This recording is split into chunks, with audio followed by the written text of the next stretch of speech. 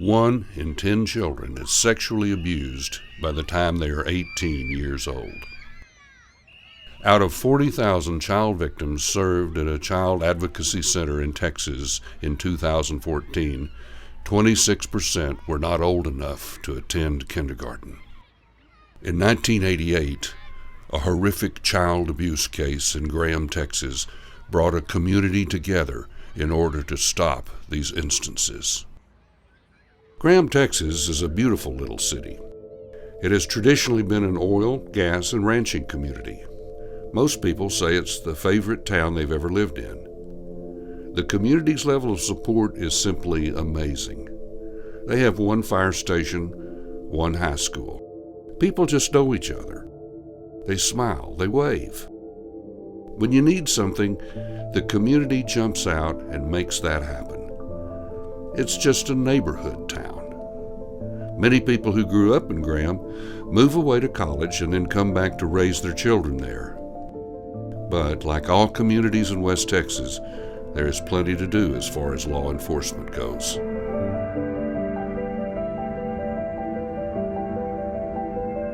When I became DA, I began getting a lot of sexual abuse cases. And I had tried one of these cases and had gotten a really good verdict. And the mother of the child was in the courtroom.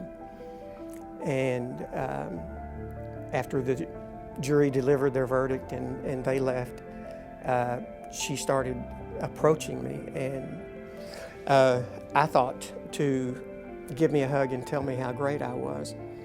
And instead, she said, well, I guess you got your headline, but you haven't done us any favors. And I said, what do you mean us? And she said, you haven't done any favors for our family or for my child. I was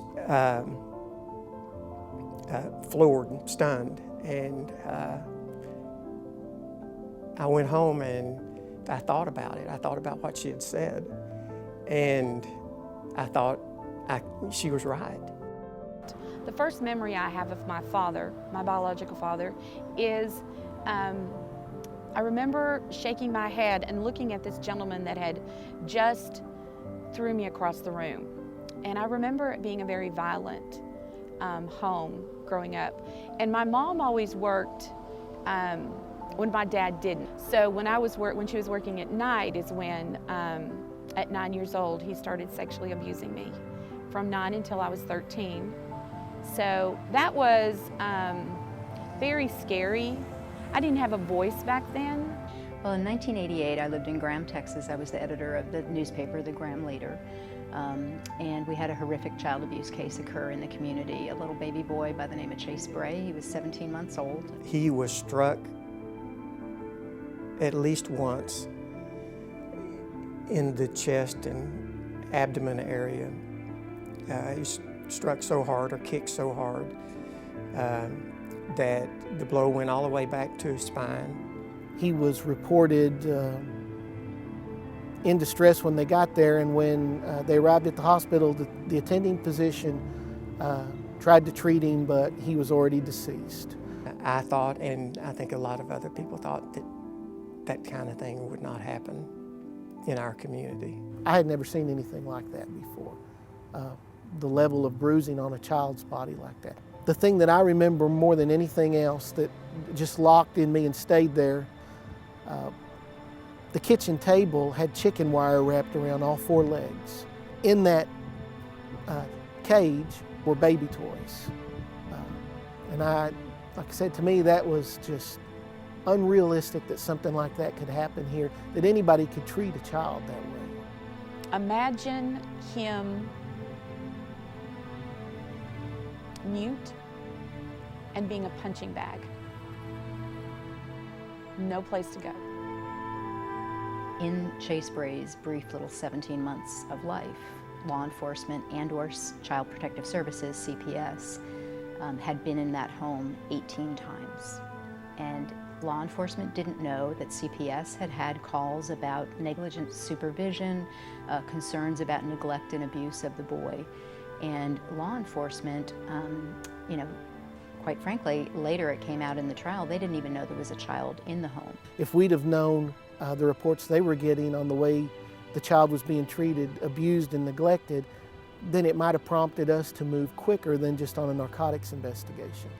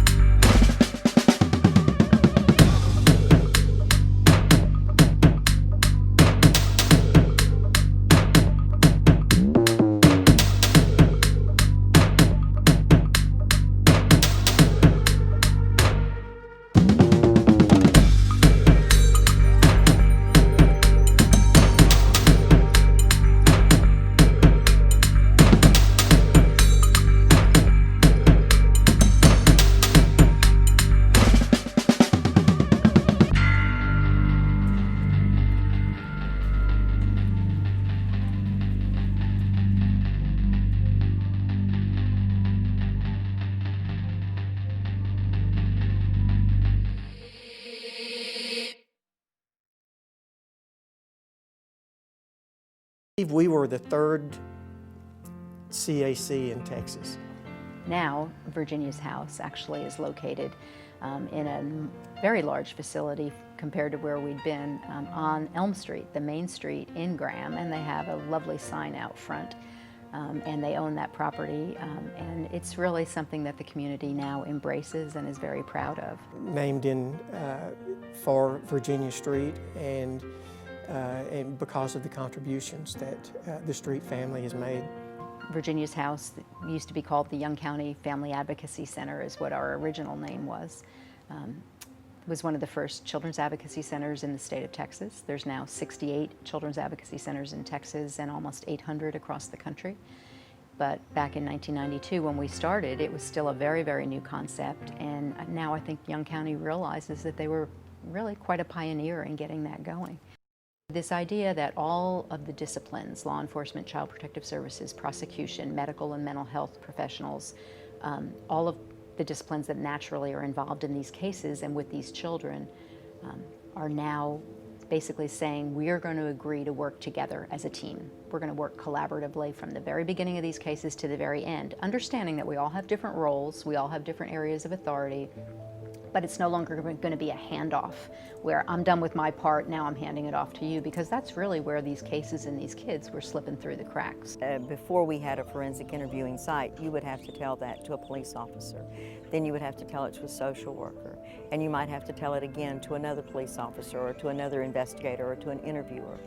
This process eliminates the need to have to retell their story over and over and over again by being able to videotape them telling their story one time. They don't have to go through that trauma and relive it over and over and over again. The people that come in and out of the doors are here because of something very painful and probably a very hurting time in their lives. And whenever we answer the call, we know that it's critical that we understand their feelings, and we understand what it took to come and knock on the door.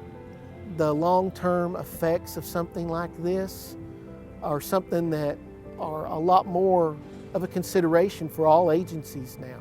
So what we do is we work together.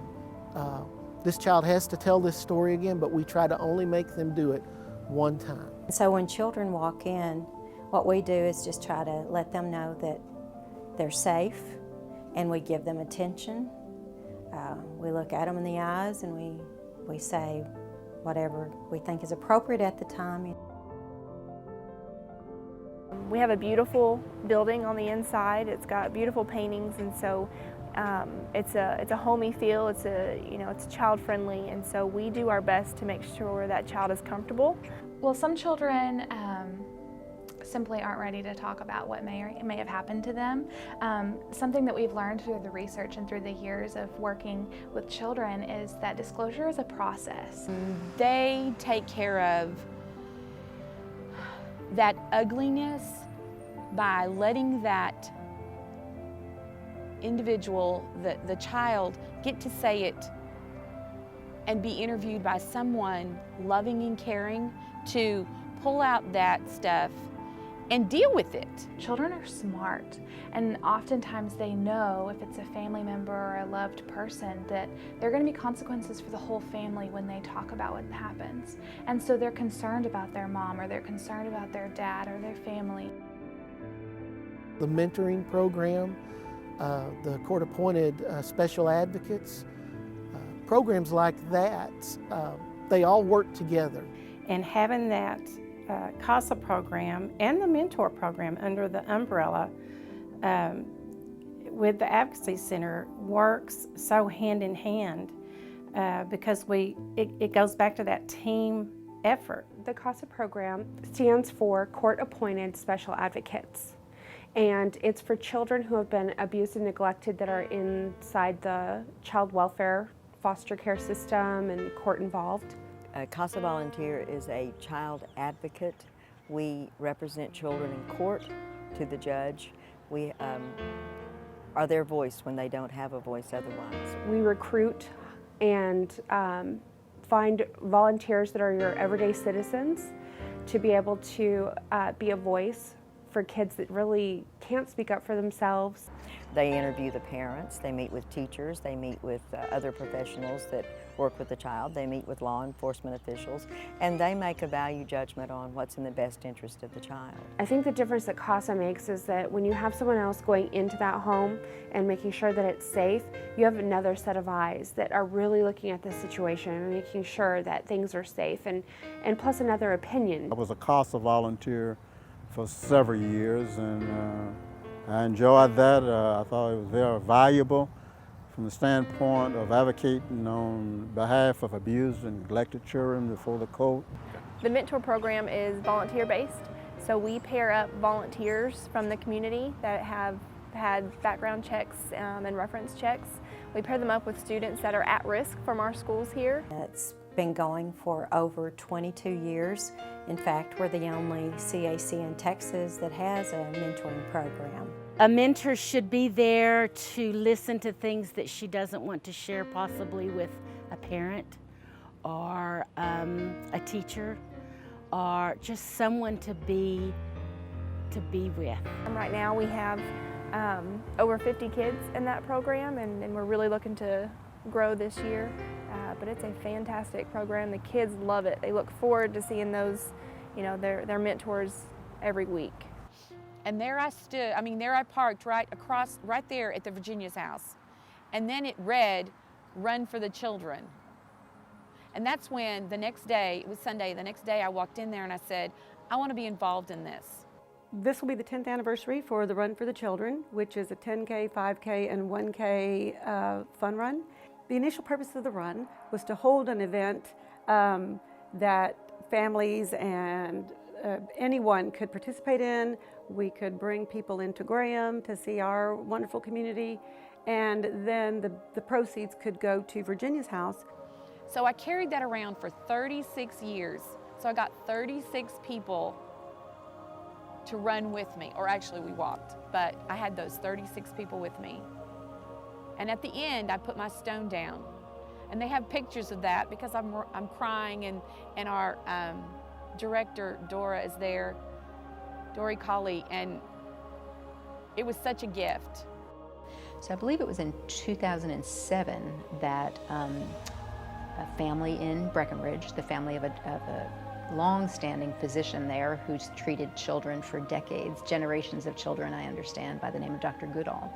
His family agreed to donate space for a facility, a separate facility in Breckenridge to serve Stevens County. The children were coming in, and of course they've been through a trauma, and then they were having to ride with the police or a sheriff to Graham, which is 30 minutes away, for their interview, and they were scared to death. Breckenridge is a very close-knit community. It's comprised of people from all walks of life. I go to the store or I go somewhere and somebody, oh, Dr. Goodall delivered my baby, and it's wonderful. He got involved within the community. He had a heart for people. Dr. Goodall's house sort of carries on that trend today, getting involved within the community, and especially with kids. As we all know, kids are the greatest resource we have within the community. They started looking for a place over here because it seemed to be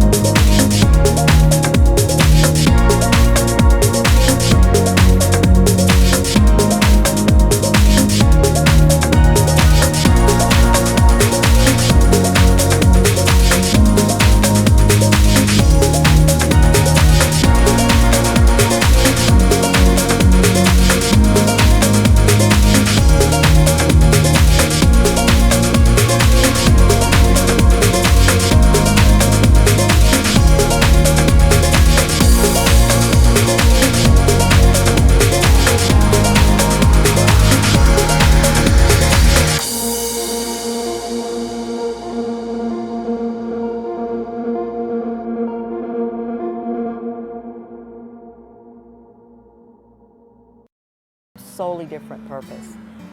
but I don't think that that's going to happen. You don't feel like you're worthy. That you feel like you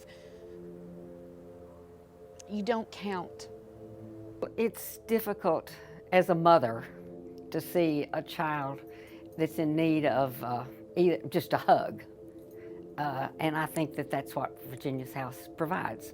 Hugs and everything else that goes with a needy child. It's a great benefit to the child. If they have the misfortune of being a victim, this is where the healing starts right here. You know, I don't think there's any greater support than what we give those kids, because we're just for them. You know, we don't work for anybody. We're a nonprofit. Well, it's a place the children can come to feel safe and not threatened. I would like to believe that Chase Bray perhaps would have been alive had there been an advocacy center. What I do know is that there are thousands of children in Young and Stevens County today whose lives are so much better. What's happened to them matters, and we're not ignoring it. We're doing something about it, and we're going to try to make it safer for them if at all possible. If Chase did anything, I think that's a fitting legacy, that his life brought about change in Graham and Young County, and I think that he saves lives today because of the things that we do now. At the beginning of every Run for the Children, I scream, and I go wherever they're running to scream. I can't be in the building and give them whoever's hurting a hug, so my voice has to do it for him. He took that voice away when I was a child. He didn't do it forever. You never know if those things are going to sustain, and this has, and not only sustained, but has grown, and I think it'll be there for a long time.